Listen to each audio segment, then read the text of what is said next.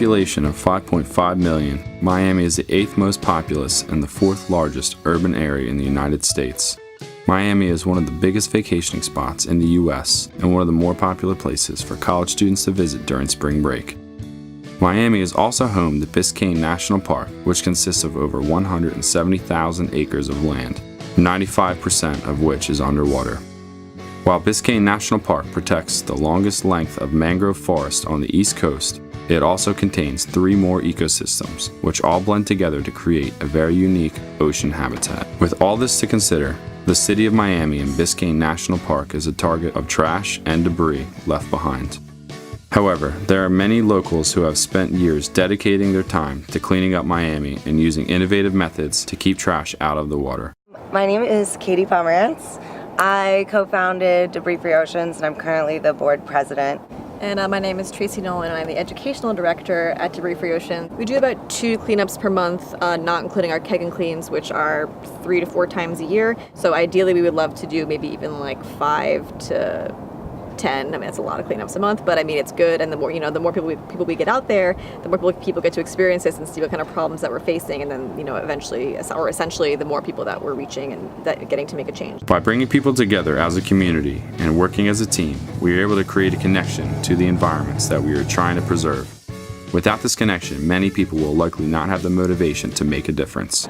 How we like to convey messages is by telling people how drinking out of a stainless steel cup is so much better than a plastic cup because it keeps your drink colder longer and you can avoid getting toxins from plastic in your water.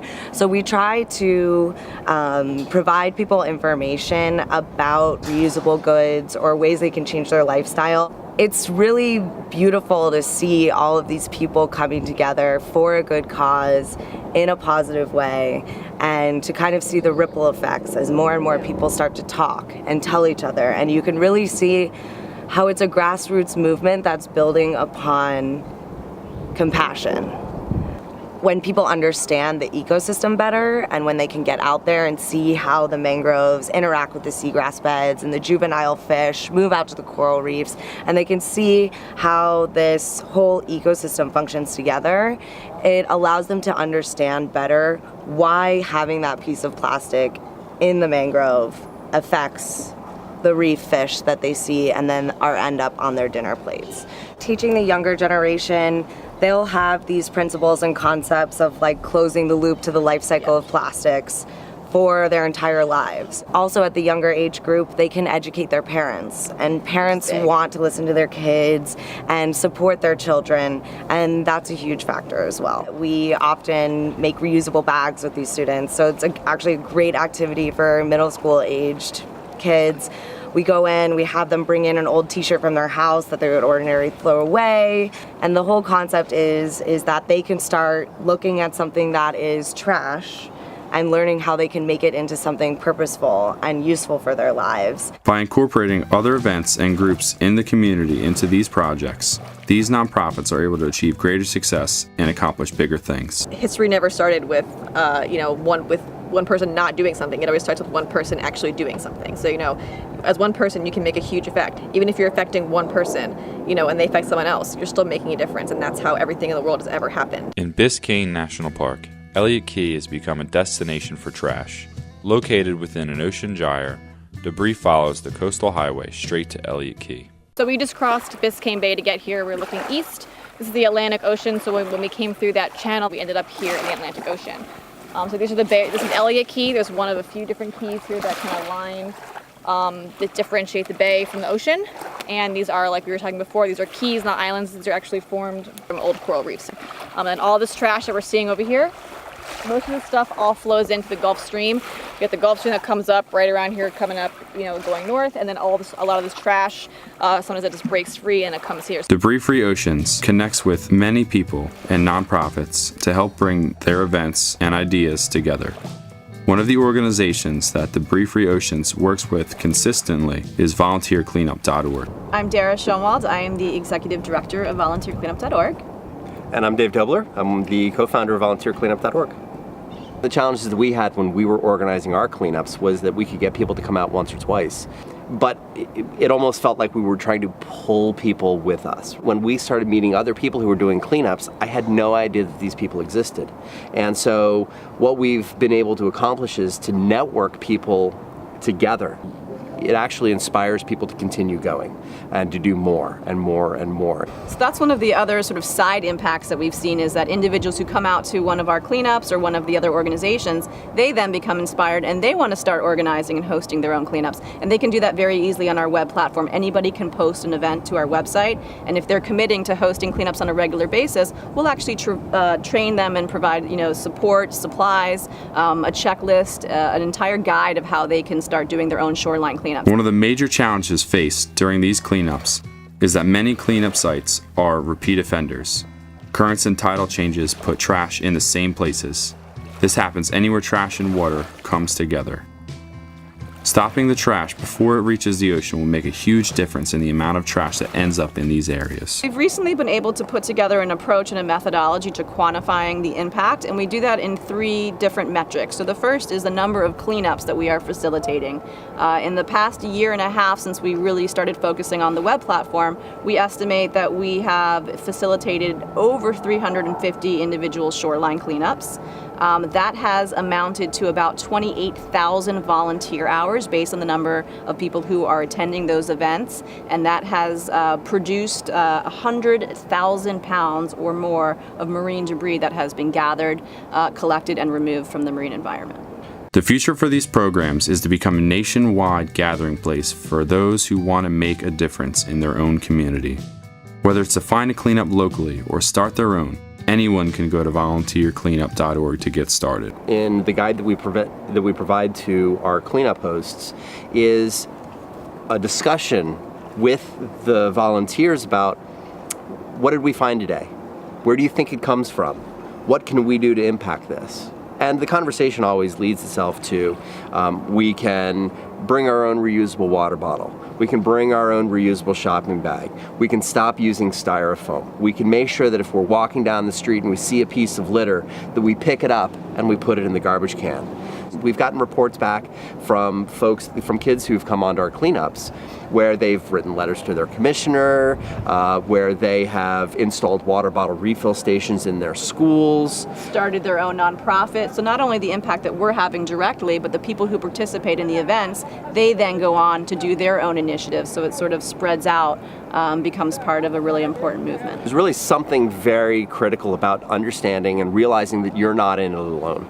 Every year, volunteercleanup.org helps gather people together to support the Ocean Conservancy's International Coastal Cleanup Day. In 2015, almost 800,000 people participated and cleaned up more than 18 million pounds of trash. Taking a look at the types of trash coming out of the ocean can really give you an idea how these items that you use on a daily basis are impacting the environment. Many of these items don't break down for a very long time. My name is Dalton Hesley. I'm a research associate at the University of Miami, the Rosenstiel School. I am project manager for Rescue Reef, as well as one of the researchers that assists with all of our ongoing projects. My name is Daniel Birdno. I'm a master's student at the University of Miami, the Erasmus campus, and I'm doing my internship as part of my degree in Diego Lerman's restoration lab. Rescue Reef is a citizen science project that's designed to educate the community in coral reefs and their restoration. It's literally an extension of our lab's research, though, where it's focused around coral gardening, which is growing corals in underwater coral nurseries to then relocate onto reefs that are degraded and could use some extra coral substrate. And we work with staghorn coral, or Acroporus cervicornis, which is threatened in this area. So it's unique in that individuals who may be interested in our research and want to know more actually have the chance to join us for a day on the water diving, working alongside RU and researchers, so they can actually feel like they're contributing to the recovery of these corals. With training from experienced scientists, anyone in the community can contribute to projects like this without any prior experience. A citizen scientist would be basically someone who wants to get involved but doesn't have the training to get involved, and that's where we come in and we give them this short presentation and a demonstration. Today we will be working with staghorn coral, which is the primary species that we work with in our lab. We also work with a few others, but this one seems to be the best. It is endangered in this area, or threatened. It used to be the most common species, reef building species along the reef track, but due to a number of different issues, mostly disease in the 70s and 80s, since then a number of different factors, the populations have drastically declined, but that's where coral gardening comes in. So anyone that hasn't heard of coral gardening before, it's much like it sounds like. You are growing corals, then plant back onto the reef, and it's really simple. So the first step is a coral nursery, which is simply an area to house all of the corals. We won't be visiting that today, but all of the corals that we do have on board were from our underwater coral nurseries. Initially, about 9 years ago when this lab was created, we collected about 30 finger-sized pieces of staghorn coral to put into our coral nurseries. And then using our process, we have never collected from the wild since. And from those 30 original pieces, we now have over 3,500 large coral colonies in our nurseries that we can use for restoration all along the Florida Reef Tract, because we've fine-tuned our process. So what you would see is these underwater coral trees. The actual ones are much larger. They're about as tall as I am with arms as long as mine. Each one houses about 120 corals, and it's just free floating in the water column. So we anchor it into the sand and then buoy it up, and it's able to spin, and the corals have a nice happy home with all the light and nutrients and water flow that they need.